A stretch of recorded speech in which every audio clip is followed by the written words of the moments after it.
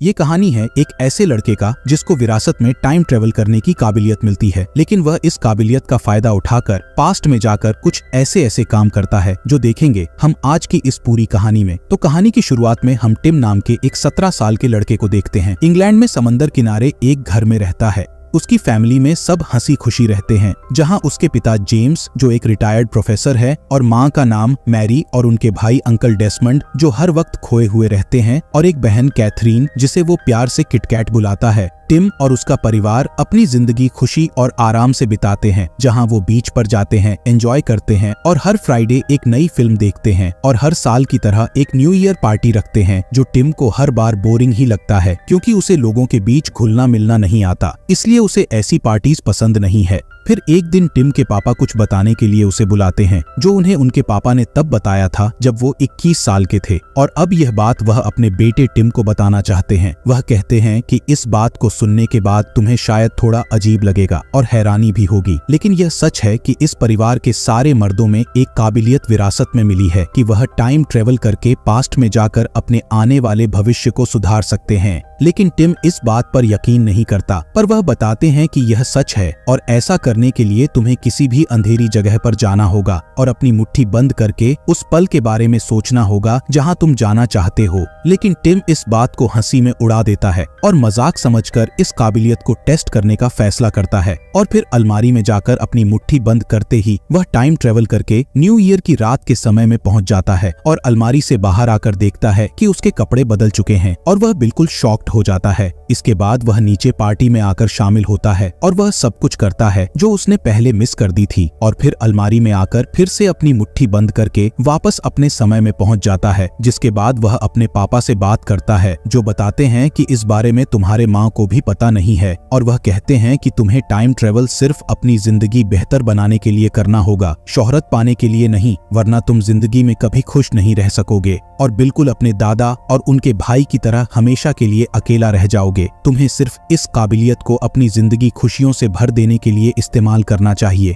अब टिम को जिंदगी में प्यार की जरूरत थी, इसलिए वह इस काबिलियत को प्यार के लिए इस्तेमाल करने का सोचता है, और इसका मौका उसे तब मिलता है जब किटकैट की एक खूबसूरत दोस्त शार्ले जो उनके घर 1 महीने के लिए रहने आती है, और एक दिन शार्ले और कैथरीन घर के बाहर सनलाइट ले रहे होते हैं और यहाँ पर टिम भी था। तभी शार्ले टिम को बुलाकर कहती हैं, मुझे थोड़ी सनस्क्रीन लगा दोगे? तो टिम अच्छा मौका पाकर जल्दी से सनस्क्रीन लगाने के लिए जाता है, पर लगाते समय ज्यादा क्रीम उस पर गिर जाता है और सब गड़बड़ हो जाता है। लेकिन उसी समय वो जल्दी से भागकर घर में आता है और टाइम ट्रेवल करके वापस उसी टाइम में आता है, और इस बार शार्ले के बुलाने पर वो एकदम जेंटलमैन की तरह उठता है और आकर सनस्क्रीन लगाता है, जैसे कि यह सब करना उसके लिए बिल्कुल आम बात है। इसके बाद हम देखते हैं कि सभी समर वेकेशन को बहुत खूबसूरती से एंजॉय करते हैं और सब दोस्त मिलकर बहुत ही अच्छा टाइम स्पेंड करते हैं, और ऐसा करते करते टिम शार्ले में इतना खो गया था कि उसे वक्त का पता ही नहीं चला और टाइम ट्रेवल की बात भी उसके दिमाग से फिसलने लगी थी। अब शार्ले जब वापस अपने घर जाने वाली थी तो उस दिन तक टिम रुका रहा उसे अपने दिल की बात कहने के लिए, और वह जब रात को उसे यह बात बताने जाता है तो वह कहती है कि तुमने यह बात कहने में देर कर दी है, यह बात तुम्हें पहले बतानी चाहिए थी, जिससे हम समर वेकेशन को और भी खूबसूरती से बिता सकते थे। ये सुनकर टिम 1 महीने पहले पास्ट में जाता है और शार्ले को बताता है कि वह उससे प्यार करता है, लेकिन तब शार्ले उसे कहती है कि तुम ये बात तब बताना जब मेरी इस घर में आखिरी रात हो, और इस तरह हम दोनों एक दूसरे को अच्छे से जान भी लेंगे। अब इससे टिम को समझ आ जाता है कि शार्ले को वह कभी पसंद ही नहीं आएगा और टाइम ट्रेवल से कभी किसी का मन बदला नहीं जा सकता, और इसीलिए वह अपने पहली प्यार को भूल जाता है और वह चली जाती है। टिम लॉयर बनना चाहता है और इसीलिए वह दूसरे दिन लंदन जाने के लिए तैयार हो जाता है, और उसके मामा उसे कुछ पैसे देकर उन्हें संभाल कर खर्च करने के लिए कहते हैं, और इस तरह वह सबको अलविदा कहकर अपनी लॉयर की प्रैक्टिस पूरी करने के लिए लंदन में चला जाता है।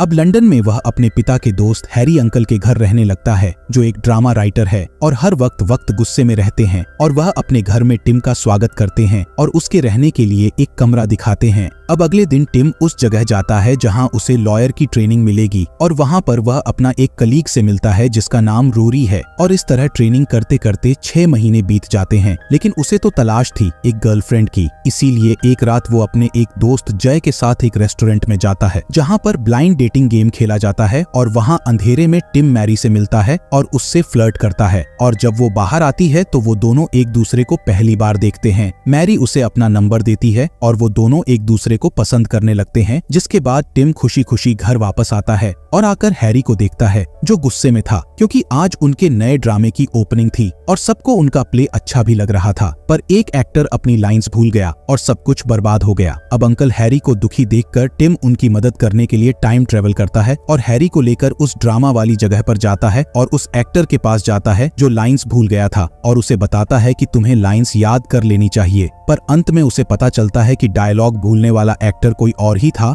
तभी वह फिर से टाइम ट्रेवल करता है और उस एक्टर को डायलॉग कहलवाने में मदद करता है और इस तरह टिम की वजह से हैरी का प्ले सफल हो जाता है। इसके बाद टिम मैरी को कॉल करने लगता है, पर उसके फोन में मैरी का नंबर ही गायब था। इसलिए वह उसी रेस्टोरेंट में फिर से जाता है और वहां के एक आदमी से मैरी के बारे में पूछता है और वहां उसे समझ आता है कि उसने हैरी की मदद करने के लिए टाइम ट्रेवल किया था, इसीलिए वो उस शाम को मैरी से कभी मिला ही नहीं था। अब हैरी तो खुश था, पर टिम मैरी के बारे में सोचकर दुखी था। तब उसे याद आता है कि मैरी ने बताया था कि उसे एक मॉडल बहुत पसंद थी, इसलिए वो उस मॉडल के एग्जीबिशन में जाता है और थोड़ी देर इंतजार करने के बाद यहाँ उसे मैरी दिखाई देती है। पर जब वह उससे बात करने जाता है तो मैरी उसे पहचान नहीं पाती, लेकिन टिम कुछ समय उससे बात करके कुछ वक्त उसके साथ बिताने के लिए कहता है तो वो मान जाती है और वो अपने एक दोस्त से भी टिम से मिलवाता है और फिर तीनों एक साथ कॉफी पीने लगते हैं। तो उसे पता चलता है कि मैरी की अब एक बॉयफ्रेंड भी है जिसका नाम रूपर्ट है, लेकिन टिम इस बात पर भरोसा नहीं कर पाता और फिर उनसे पूछताछ करने के बाद वह बताते हैं कि वह एक पार्टी में पहली बार मिले थे, जिसके बाद टिम टाइम ट्रेवल करके उसी पार्टी में जाता है जहां मैरी रूपर्ट से मिली थी और रूपर्ट से पहले ही सही वक्त पर उस पार्टी में पहुंच जाता है और वहां मैरी को अकेला देखकर उससे बात करने जाता है और उसे उस पार्टी से बाहर ले आता है। इसके बाद वो दोनों एक दूसरे के साथ काफी वक्त बिताते हैं और धीरे धीरे मैरी उसे पसंद करने लगती है। मैरी अब टिम के साथ और वक्त बिताना चाहती है, इसलिए वह उसे अपने साथ घर तक चलने के लिए कहती है और फिर घर में आकर दोनों एक दूसरे के बेहद करीब हो जाते हैं और कुछ गलत हरकतें करने लगते हैं। लेकिन इसके बाद टिम को लगता है कि उसका फर्स्ट टाइम होने की वजह से वह अच्छा परफॉर्म नहीं कर पाया, तो वह जल्दी से टाइम ट्रेवल करके वापस उसी टाइम में आता है और इस बार अच्छे से करता है और इस बार मैरी भी उसके परफॉर्मेंस से बहुत सेटिस्फाई हो जाती है और उसकी तारीफ करती है।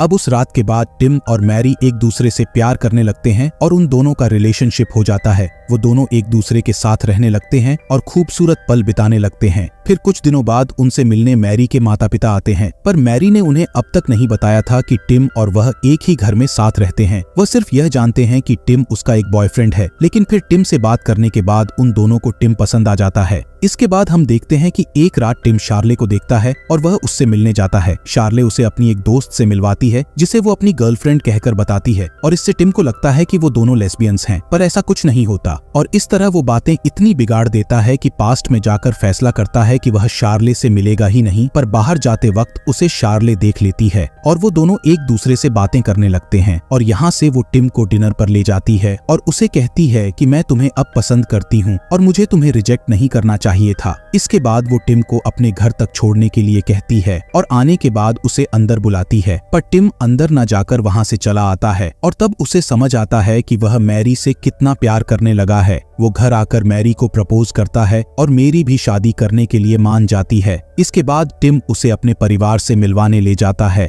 और वो टिम की माँ के साथ आसानी से घुल मिल जाती है और घर पर कैथरीन भी होती है जो मैरी से मिलकर बहुत खुश होती हैं। अब रात को डिनर के समय टिम सबको बताता है कि मैरी प्रेग्नेंट है और हम जल्द ही शादी करने वाले हैं और यह सुनकर सब मान भी जाते हैं। इसके बाद टिम और मैरी शादी के प्लान बनाते हैं, जहाँ शादी के दिन मैरी वही गाना चलाने का फैसला करती है जो टिम और उसके पिता का मनपसंद गाना है और फिर बहुत बारिश और तूफान के बीच बहुत ही हंसी खुशी से उनकी शादी हो जाती है। और टिम ने बेस्ट मैन के लिए जिन जिन को स्पीच देने के लिए कहा था वो सब बुरी स्पीच देने लगते हैं और अंत में वो टाइम ट्रेवल करके अपने पिता को स्पीच देने के लिए कहता है तो वो आकर अच्छे से स्पीच देते हैं, लेकिन वो अपनी स्पीच से खुश नहीं होते और इसलिए वो भी टाइम ट्रेवल करके फिर से आकर पहले से बेहतर स्पीच देते हैं और सबको बहुत अच्छा लगता है। इसके बाद हम देखते हैं कि टिम और मैरी की एक बेटी होती है जिसका नाम वो पोजी पोजी रखते हैं और एक नन्ही सी जान परिवार में आने से सभी बहुत खुश होते हैं। इसके बाद टिम और मैरी एक दूसरे घर में शिफ्ट हो जाते हैं और अब टिम अपनी जिंदगी में इतना खुश था कि उसे टाइम ट्रेवल करने की जरूरत भी नहीं पड़ती। फिर हम देखते हैं कि पोजी के पहली बर्थडे पर सभी टिम के घर आते हैं सिवाय कैथरीन के। तभी हम कैथरीन की बॉयफ्रेंड को देखते हैं जो आकर टिम को बताता है कि कैथरीन और उसका झगड़ा हो गया है। उसके बाद उसने थोड़ी सी शराब पी ली और गुस्से में कार लेकर निकल गई और उसकी एक्सीडेंट हो गई। इसके बाद टिम और मैरी जल्दी से हॉस्पिटल पहुंचते हैं और कैथरीन को देखने के बाद टिम उसे तकलीफ में नहीं देख पाता, इसलिए पास्ट में जाकर खुद कार ड्राइव करके कैथरीन को सही वक्त पर बचा लेता है। अब टिम और मैरी कैथरीन की जिंदगी सुधारने के बारे में सोचते हैं क्योंकि उसका ब्रेकअप हो गया है और वह पूरी तरह से टूट गई थी। इसीलिए उसकी मदद करने के लिए टिम उसे टाइम ट्रेवल की सच्चाई बता देता है और उसे न्यू ईयर की उस रात में ले जाता है ताकि वहाँ कैथरीन को उस लड़के से मिलने से रोक सके जिसकी वजह से कैथरीन की जिंदगी बर्बाद होने वाली थी। और कैथरीन उस पार्टी में आकर उस लड़के को थप्पड़ मारती है, जिसके बाद दोनों भाई बहन वापस अपनी टाइम में आ जाते हैं और टिम कैथरीन को अपने दोस्त जय के साथ रहने के लिए कहता है। इसके बाद टिम खुशी खुशी अपने घर वापस आता है, लेकिन आकर वह देखता है कि टाइम ट्रेवल करने की वजह से उसकी बेटी पोजी की जगह एक बेटे ने ले ली है जो टिम के लिए एक अनजान बच्चा है। इसके बाद वो इस बारे में अपने पिता से बात करता है जो उसे बताते हैं कि एक लड़की की जगह लड़का इसलिए हो गया क्योंकि तुम टाइम ट्रेवल करके बच्ची की जन्म से बहुत पहले चले गए थे और ऐसा तुम करते रहोगे तो हर बार तुम्हारा बच्चा भी बदलता रहेगा। इसके बाद ना चाहते हुए भी वो एक मुश्किल फैसला लेकर पास्ट में जाता है और फिर से कैथरीन का एक्सीडेंट होने देता है ताकि उसे वापस उसकी बेटी मिल जाए और उस टाइम में पहुंचता है जिस समय कैथरीन को देखने टिम और मैरी हॉस्पिटल में गए थे, जहां पर टिम और मैरी जिद करते हैं और कैथरीन से कहते हैं कि वह उस लड़के को भूलकर जय के साथ अपनी जिंदगी आगे बढ़ाए और वह इस बात के लिए मान भी जाती है। अब वक्त बीतता है और टिम और मैरी का एक और बच्चा होता है। फिर एक दिन उन्हें पता चलता है कि टिम के पापा जेम्स को कैंसर हो गया है, जिसके बाद टिम अपने पापा के पास जाता है और कहता है कि मैं पास्ट में जाकर इस चीज को बदल दूंगा। पर उसके पापा कहते हैं कि कुछ चीजें ऐसे हैं जो हम इंसान कभी भी बदल नहीं सकते और वह बताते हैं कि एक और राज है जो तुम्हें बताना बहुत जरूरी है और सिर्फ ऐसा करके तुम अपनी काबिलियत के साथ खुश रह पाओगे और जिंदगी बेहतर हो जाएगी। तुम्हें बस जीवन के हर एक दिन को 2 हिस्से में जीना होगा, जहां दिन के पहले हिस्से में तुम्हें आम लोगों की तरह नॉर्मल लाइफ बिताना होगा और अपने काम को झेलना होगा बिना टाइम ट्रेवल किए, और दूसरे हिस्से में पूरा दिन बिताने के बाद रात को टाइम ट्रेवल करके फिर से वही दिन बिताना होगा और इस बार तुम्हें दिन की उस खूबसूरती को महसूस करना होगा जो तुमने पहली बार मिस कर दी थी।